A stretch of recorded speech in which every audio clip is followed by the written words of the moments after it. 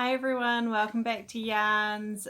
Thank you so much for all your support over the past few weeks. It's been amazing to see how well received these boxes are.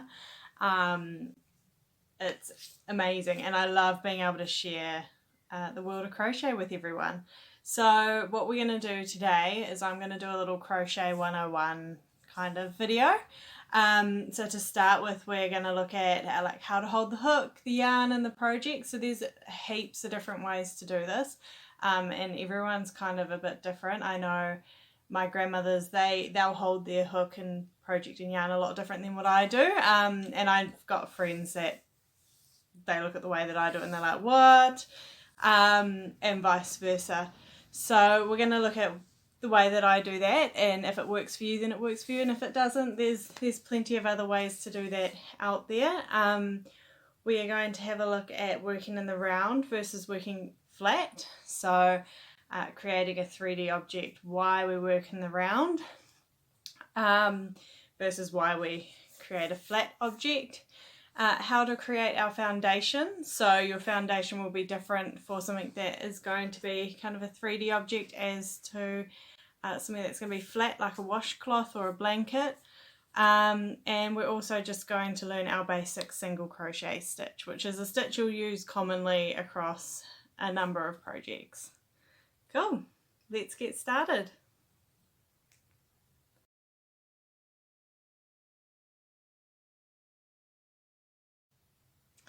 Alright, so to start off with, we're just going to look at how to hold the hook, our yarn, and work a project at the same time. So I am right-handed, so I like to hold my hook in my right hand, and I have the excess yarn / my project over in my left hand. So what I do is I tend to hook in my right hand. I tend to have the yarn that's attached to the ball in my right hand as well, so just over that forefinger. My hook generally just sits in there, and I use this right hand forefinger as kind of a working finger as it just goes around the hook, and my thumb kind of as just a hold over the hook, so it just holds on to that hook, and then my left hand holds on to the project and keeps it off to the side, so it's not hanging and pulling on my hook or the yarn that I'm trying to work with. So it's just working like so.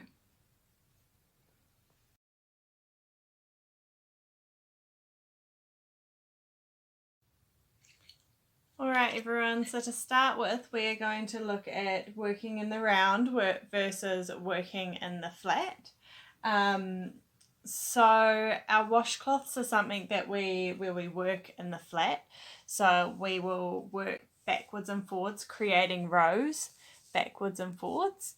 So the end of the row will be the end of the side of our work, and vice versa, and we'll go backwards and forwards across our stitches, and that will create a shape, usually a square, which will work as whatever is the project that you're working on. So for our washcloth kit, we make washcloths that are flat and square, and that gets us to work backwards and forwards across a row. When it comes to working in a round, you are working from a center point. I might actually use Mr. Bumblebee for this one. Yeah. So you're working from a center point, which would be the center of the bee. So for his front, it's his nose, and you work in around that center point. So when we look at our foundations soon, you'll see the creation of a magic ring and how it creates a circle. So that first stitch in the circle will always be your first stitch in the round, and that will carry you around the magic ring. And the last stitch in that circle is obviously the end of the round, and then you move on to the next round. Working in the round is great for creating things like our little bumblebee, but you can create other things. So you can create coasters, you can create placemats, you can create rugs. I've made myself quite a big rug for my lounge that I quite like.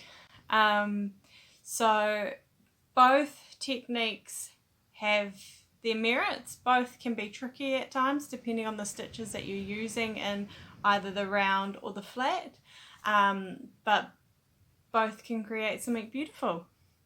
Cool.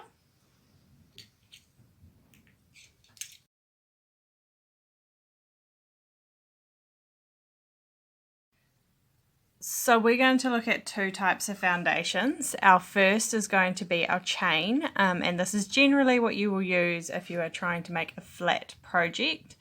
So to create a chain, you're going to create a slip knot, like so. And you are going to take your hook and insert it into the loop. And that's your first loop on your hook. You're then going to take your yarn and bring it around the hook and pull through the loop. Around the hook and pull through the loop. Around and pull through. Around and pull through. So I'm just going to do 5, 6 of those. Now when you go to work into your foundation or your chain for the first time, you will do it into the loop just there. So you will always skip that last stitch, the stitch or the chain closest to the hook, and come into that second one from the hook, and then you'll work into that front loop of the chain, and that works as your foundation. To create your stitches across, and you'll see when I get to the end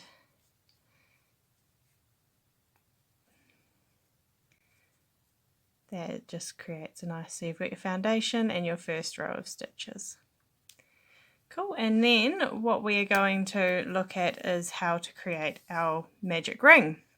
So when you work in the round, you'll generally work in a magic ring, and they can be a bit difficult to start off with, but once you get the hang of them, they're pretty easy once you get the hang of them. So you're going to use these 2 fingers, and you've got your end of your yarn here, and this side is connected to the ball of yarn. I'm going to wrap this yarn over my fingers like so, creating this cross here. I take my hook and enter it under this front piece and over top of the back piece of yarn, and then we're just going to pull that through and turn the hook as we do, which creates that little cross underneath the hook. We're then going to take our hook and bring it over the back of this piece of yarn here. Okay, and we just slide that under. Now that's going to pick up that piece of yarn.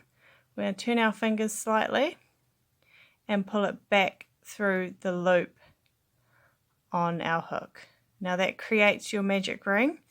I pull this center piece out so that it moves nicely, and then you can work into the ring. So I'm just going to do a few stitches to show you how to close the magic ring.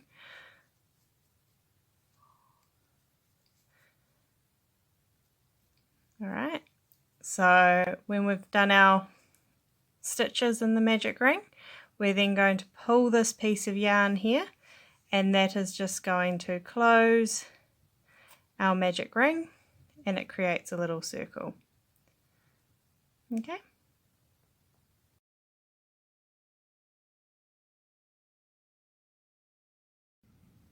Right, so how to create a single crochet. So single crochet is most common stitch that you'll probably come across with, especially with working ummies. You're going to use mainly your single crochet to create shape and create a nice tight stitch.